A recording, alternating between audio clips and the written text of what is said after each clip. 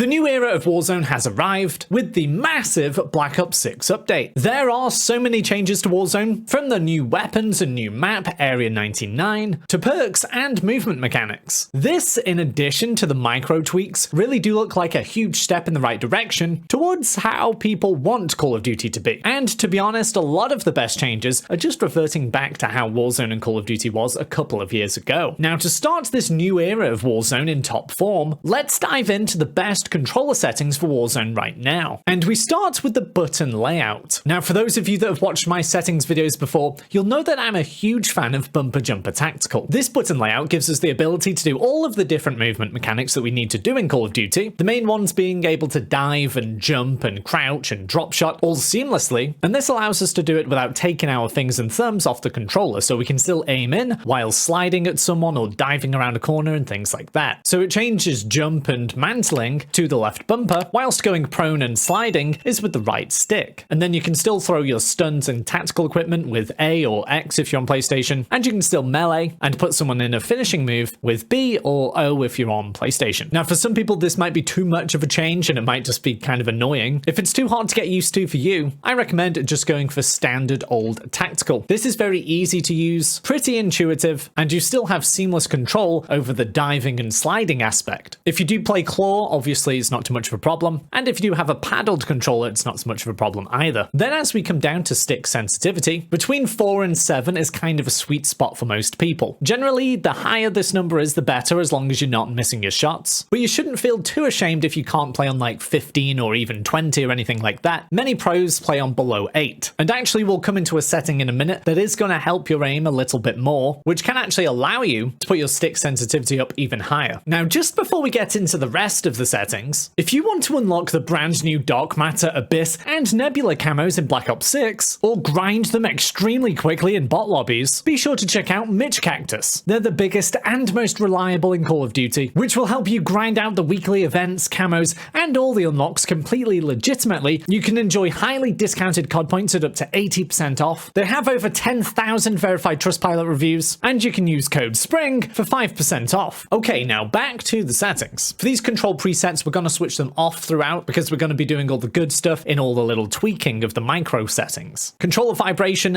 it's not a huge deal, but I switch it off. For dead zone inputs, this is where actually a lot of people get confused, and you can make some huge differences here. So with the minimums, whether it's the left stick or right stick or even the triggers, we want these as low as possible, as essentially this gives us the best response time possible. So we only have to move our stick a little bit, and we're starting to get movement on the screen. Now, the only issue is with the sticks, if we do put it on 0, you can get stick drift. So where you're not actually touching your controller, and yet your aim is still moving around. Obviously, that's not going to be useful, especially when it comes to your aiming. So that's why mine are on 3 and 3 here. That's kind of my sweet spot, so the stick drift is stopped. If you put it on 3 and it's still happening, just put it up a little bit more until it stops. And actually, you do have this test function these days, which is very helpful indeed. You don't have to hop into a game and then hop back out and all that kind of thing. Then for the left stick maximum, I recommend putting this down to 70. By doing this, we can get into a full sprint with our left stick even quicker than usual. So instead of going to the full rotation forward 100% to go into that full sprint, actually only 70% of the way is going to do that for us. For the right stick max, I think that's absolutely fine. And then the triggers, put these down to 0. We want super responsive aiming and shooting. Then as we come across to aiming, we have sensitivity multiplier. Now this is what I was talking about just a moment ago, where we can have a big improvement in our aim and actually run our stick sensitivity a little bit higher. That's because I recommend changing your ADS sensitivity multiplier to 0.85. This makes it so when we aim in, our sensitivity is just that little bit lower, making it easier to track opponents and hit our shots. But when we come out of ADS, we've still got that high sensitivity to swing around the map. For aiming advanced settings, we want our ADS sensitivity transition timing on instant, and we want our aim response curve type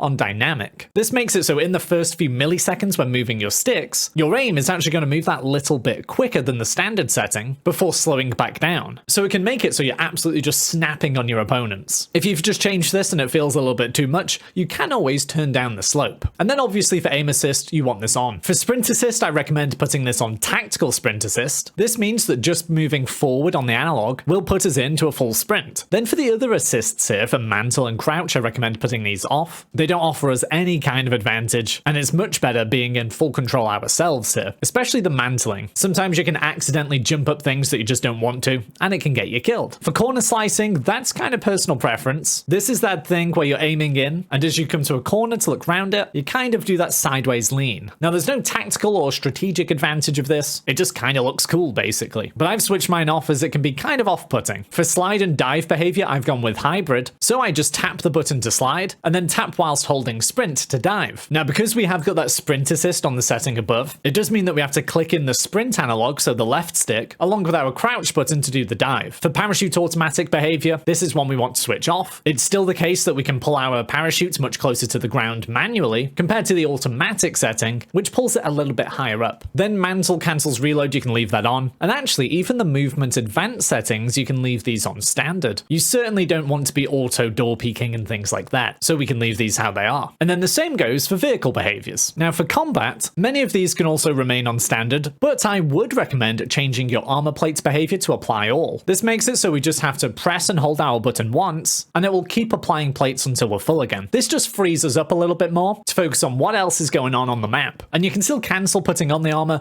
just by clicking the armor button once more. Again, these couple of settings are just fine on the standard, but for combat advanced settings, we do want to put our weapon mount exit on instant, and then interact and reload behavior on prioritize interact. If you are new, that's going to be one of the absolute key settings to get you moving around the map much quicker. So you just have to tap the button every single time to either open a door, open a chest, pick up a weapon, etc. For sprint cancels reload, I recommend switching this off. Because we've just put the settings on to go into our tactical sprint as quickly as possible, we don't want to be touching left on our analog a little bit and then it just constantly cancels the reload. That's going to be really annoying. In fact, you want to be killing people and then reloading as you're sprinting off somewhere. To cancel a reload, really you want to just YY, and that just refers to change your weapon and then change it straight back. So whatever button you have for switching to your pistol, just double click that and you stop reloading. And they're actually all of the key controller settings to get ahead on this Black Ops 6 integration with Warzone. Hopefully they help you out next time you're dropping into the dojo that is Area 99. If you do want to fine tune the rest of your settings, I do recommend going over to these videos where I cover the very best graphic settings for the new Warzone, as well as the updated best audio settings.